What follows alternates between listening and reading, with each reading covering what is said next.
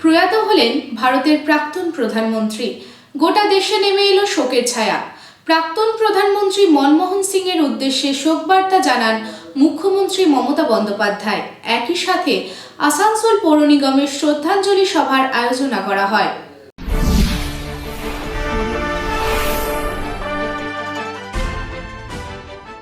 অবিভক্ত ভারতের পাঞ্জাব প্রদেশ, সেখানকারই গাহ গ্রামে জন্ম হয়েছিল মনমোহন সিংয়ের 1932 সালের 26শে সেপ্টেম্বর।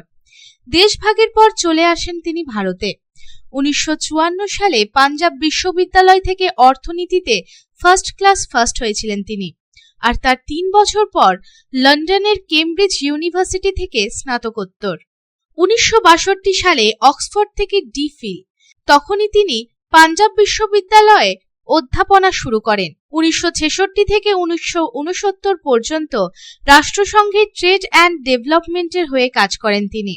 আর 60-এর দশকের শুরুতে দেশে ফিরে দিল্লি স্কুল অব ইকোনমিক্সে অধ্যাপনা শুরু করেন। পড়াতেন ইন্টারন্যাশনাল ট্রেডসেও। বাণিজ্য মন্ত্রী ললিত নারায়ণ মিশ্র তাকে মন্ত্রকের পরামর্শদাতা হিসেবে নিয়োগ করেন। তারপর একে একে অর্থমন্ত্রকের মুখ্য অর্থনৈতিক উপদেষ্টা, অর্থ সচিব এবং যোজনা কমিশনের সদস্যও ছিলেন তিনি।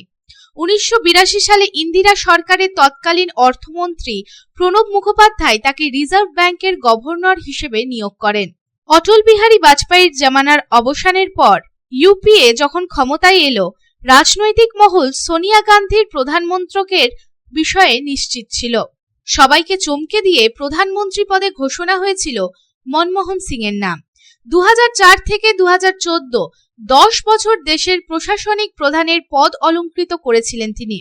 আর সেই সঙ্গে ভারত দেখেছে একের পর এক সামাজিক সংস্কার, তথ্য জানার অধিকার আইন, 100 দিনের কাজ, শিক্ষার অধিকার, খাদ্য সুরক্ষা বিল। মনমোহন জামানায় জনমোহিনী পদক্ষেপ ছিল অন্তহীন। কৃষি ঋণও মকুব করেছিলেন তিনি। চলতি বছরের এপ্রিলে অবসর নেন এই পদ্মভূষণ ব্যক্তিত্ব। তবে বৃহস্পতিবার প্রাক্তন প্রধানমন্ত্রী মনমোহন সিং এর জীবনাবসান হয়। শোকের ছায়া নেমে আসে গোটা দেশে। 92 বছর বয়সে শেষ নিঃশ্বাস ত্যাগ করেন তিনি। শ্বাসকষ্টজনিত কারণে মনমোহন সিংকে ভর্তি করা হয়েছিল দিল্লির এইমস হাসপাতালে। সেখান থেকেই তার প্রয়াণের শোকবার্তা জানানো হয়। রাজ্যের মুখ্যমন্ত্রী মমতা বন্দ্যোপাধ্যায় প্রাক্তন প্রধানমন্ত্রী মনমোহন সিং এর প্রয়াণে শোকবার্তা জানিয়েছেন।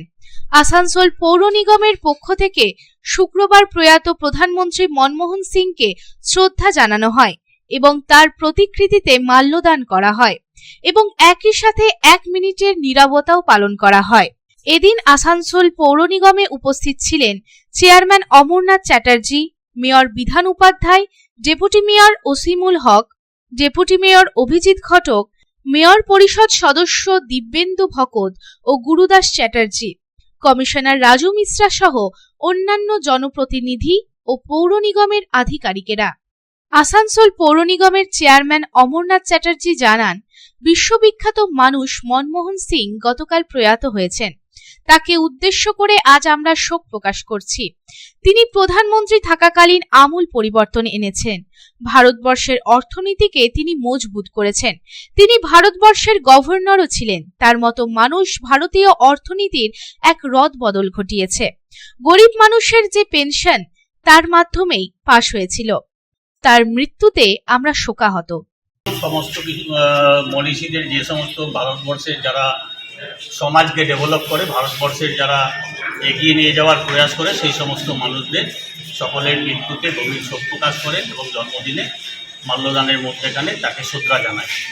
তো আমাদের ভারত বিখ্যাত, পৃথিবী বিখ্যাত মানুষ মাননীয় মনমোহন সিং গতকাল প্রয়াত হয়েছেন এবং আমরা তার মৃত্যুতে শোক প্রকাশের জন্য আমরা সকলে সমবেত হয়েছি। ভারতবর্ষের প্রধানমন্ত্রী থাকাকালীন আমূল পরিবর্তন এনেছিলেন। 1947 সালে স্বাধীনতার পরে ভারতবর্ষের যে সমাজতান্ত্রিক অর্থনীতির উপর ভিত্তি করে ভারতবর্ষ চলছিল, সেটাকে হঠাৎ করে নরসিংহ রাও যখন প্রধানমন্ত্রী হন, বিশ্বায়নের তখন যুগ চলছিল সারা পৃথিবীতে, উনি কিন্তু সেটা পরিবর্তন করার চেষ্টা করলেন এবং ভারতবর্ষের অর্থনীতিকে এত মজবুত তৈরি করে দিলেন যে পৃথিবীর অন্যান্য রাষ্ট্রপ্রধানরা ইভিন বারাক ওবামা তখন প্রেসিডেন্ট ছিলেন আমেরিকার, উনিও সে সময় স্তম্ভিত হয়ে গেছিল। ভারতবর্ষের 140 কোটি মানুষ মনমোহন সিংয়ের অর্থনীতির ওপর ভিত্তি করে নরসিংহ রাওয়ের আমলে কী করে বেঁচে আছেন এবং কী করে সুন্দরভাবে খেয়ে পড়ে রয়েছেন। আমরাও এতগুলো মানুষ এখানে সমবেত হয়েছি, আমাদেরও সেই সময় কারোর কোনো অসুবিধা হয়নি, বরং আমরা অনেক বেশি সুবিধা এবং আনন্দের মধ্যেখানে ছিলাম। তিনি বলেছিলেন যে ভারতবর্ষের জনগণকে হাতে যদি অর্থ না যায়, তাহলে যদি তাদের ক্রয় ক্ষমতা যদি কমে যায়, তাহলে কিন্তু ভারতবর্ষের অর্থনীতি উন্নয়ন করবে না, যেটা অন্যান্য বিদেশে সেই সময় ছিল। পরবর্তীকালে আমরা সেটা দেখেছি, তার মৃত্যুতে আমরা সবাই শোকাহত। আমরা তার মৃত্যুতে ওনার প্রতি শ্রদ্ধা জানাই, ওনার পরিবারের প্রতি সকলের আমাদের সহানুভূতি আছে। আসানসোল থেকে সন্তোষ মণ্ডলের রিপোর্ট, পাবলিক টাইমস।